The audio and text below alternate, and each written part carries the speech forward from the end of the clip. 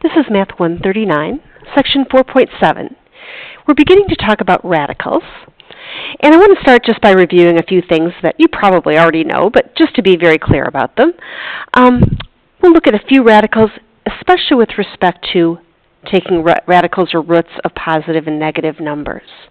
As it mentions up here, that perfect nth powers chart that we wrote out back a few sections now, at the beginning of Chapter 3, or 4 rather, may be helpful to us. Hopefully you know many of them, but this chart, or this set of charts, might be helpful to you if you just sort of keep it nearby. We'll reference it every once in a while. All right, so let's start with the square root of 64. We know, of course, that that is 8, and it is a positive 8. The square root symbol automatically indicates the positive square root, unless we tell it differently. The cubed root of 64 is 4. We may remember that from our little chart. And then the fourth root of 81 is 3.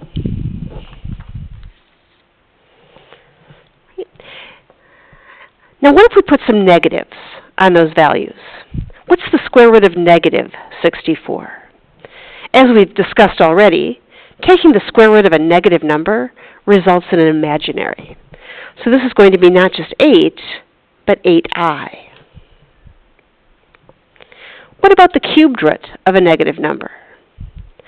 That's just going to be negative 4. If you think about it, if I multiply negative 4 by itself 3 times, 3 negatives do give me a negative 64. Therefore, I don't need any imaginaries. That is simply a negative 4. When we get to things like the fourth root, or higher, of a negative number, we're simply going to say, we're not going to define it at this time. It's a little bit more involved than just an imaginary or an I. The I actually ends up under the radical, which is something new altogether and something that we're not really prepared to discuss yet.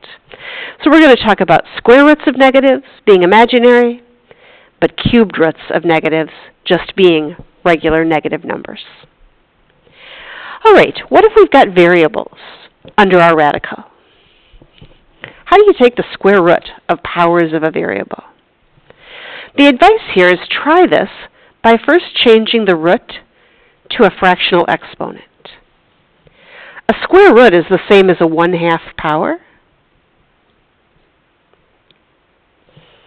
And remember, to take a power to a power, you multiply. So 6 times 1/2 would be 3. The square root of x to the 6th is x cubed. Let's try that again. Here I have x to the 12th. And the cubed root is the same as the 1/3 power. Multiplying my exponents, 12 times 1/3 is 4. So the cubed root of x to the 12th is x to the 4th. One more. Last one, I've got x to the 28th. And my fourth root is the 1/4 power. Multiplying my exponents, I'll get x to the 7th. What hopefully you're noticing here is that in every single case, if we simply divide the power by the index, 28 divided by 4, we get the result, x to the 7th power. Over here, 12 divided by 3 gave me the 4 as my exponent. And even though it's not written, a square root's really a second root. So 6 divided by 2 gave us that 3. So in general, to take powers of the roots of powers of a variable, we can simply divide the exponent by the index.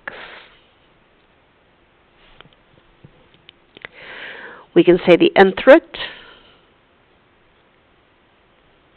of x to the m is x to the m divided by n. And if that looks familiar, it probably should, because that's really how we defined our fractional exponents back at the beginning of this chapter.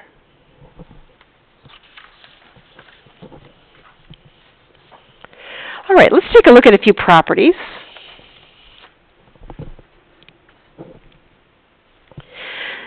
Since radicals are really just fractional exponents sort of in disguise, it makes sense that the same properties that apply to exponential forms should also apply to radical forms. In the exponential form, if I have a product raised to a power, I can just go ahead and apply that power to both factors. In the radical form, it looks like this. If I take the nth root of a times b, it's okay to take the nth root of the factors separately. The nth root of a times the nth root of b. This works for quotients as well. The nth power of the quotient a divided by b is a to the n divided by b to the n. In radical form, if I have a quotient a divided by b underneath my radical, my nth root, the quotient rule simply says I can take the nth root of a divided by the nth root of b. Now, as usual, products and quotients are special. We can separate the product into its separate factors, or the quotient into a numerator and a denominator. But sums and differences do not work that way. You know that it's not okay to take a plus b to the nth power simply by taking a to the n plus b to the n. It doesn't work. We cannot apply exponents directly to the separate terms. In fact, if you actually wanted to take that sum a plus b to some power, you would actually have to write it out. A plus b times a plus b times a plus b, however many times you need it, and then begin to use a whole bunch of distributive properties to calculate that power. In radical form, this means that if I've got the square root of a plus b, this cannot be simplified. I cannot separate that into the square root of a plus the square root of b. It doesn't work for the same reason the exponent didn't work. So we cannot separate these terms. Same thing with differences. Oh, excuse me.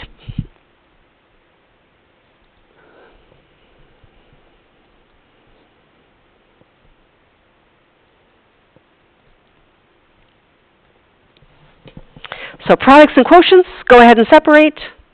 Sums and differences, not okay to separate. Let's try that out on a few problems. This is a product, so it's okay to separate. Square root of 25 times the square root of x to the 6th.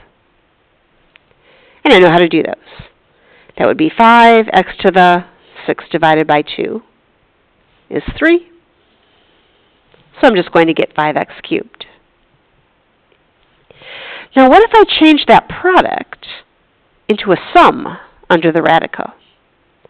Tempting as it may be, it is not okay to separate this and call that 5 plus x cubed. It doesn't work. I cannot simplify this.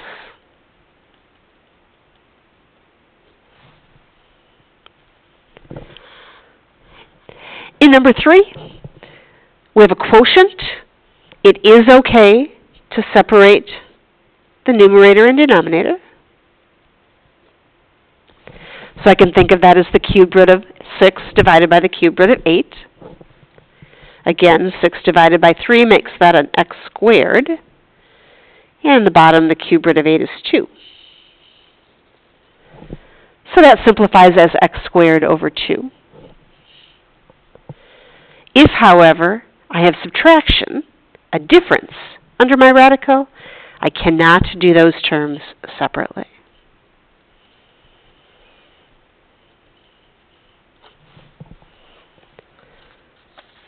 All right, let's do a few more.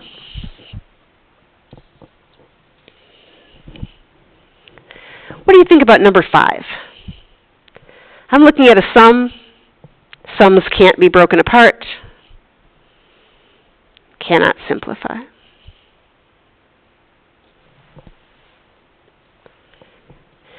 In 4, I'm back to a product. Those are multiplied, so it is okay to think of that as the 4th root of x to the 4th times the 4th root of y to the 4th, or just x to the 1st times y to the 1st.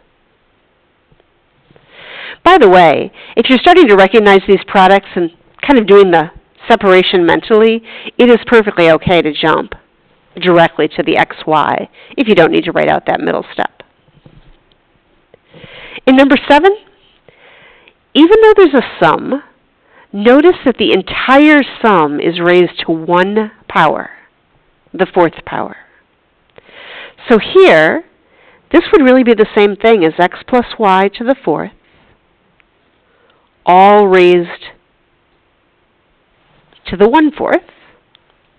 And I really can simply multiply those exponents and get a 1st power. Or just x plus y. Notice in doing that, I didn't separate these into 2 separate radicals. It was always 1 radical, or 1 exponent. It's just that because the power was on both terms together, I was able to simplify. All right, in number 8, I have 2 things going on here. We have a product on the top, divided by, so we also have a quotient, including the denominator. All products and quotients mean that it is okay to break this up. Again, you might now be doing this step mentally, but I'd be thinking square root of 16 times the square root of a to the 16th divided by the square root of b to the 10th. The square root of 16 is just 4. And then square roots mean we're going to divide our powers by 2, a to the 8th, and b to the 5th.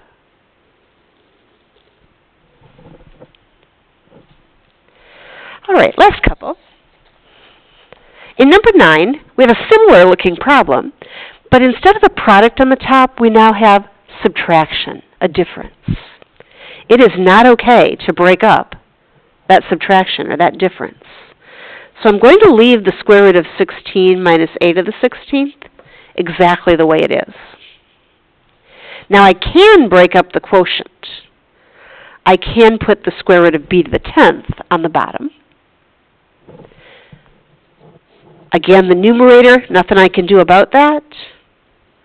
But the denominator I can simplify to b to the 5th.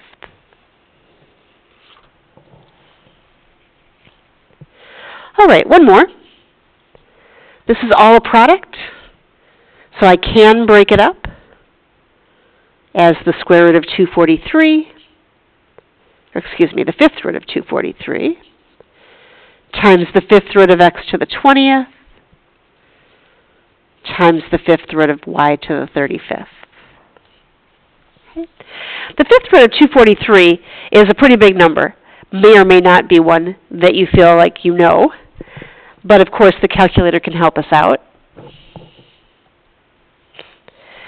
You can either search your math menu for that root button, or I actually find it faster to just use my fractional exponent and say 243 to the 1/5 power.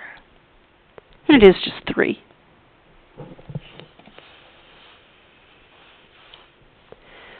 Dividing exponent by index, I'll get an x to the 4th here, and a y to the 7th there.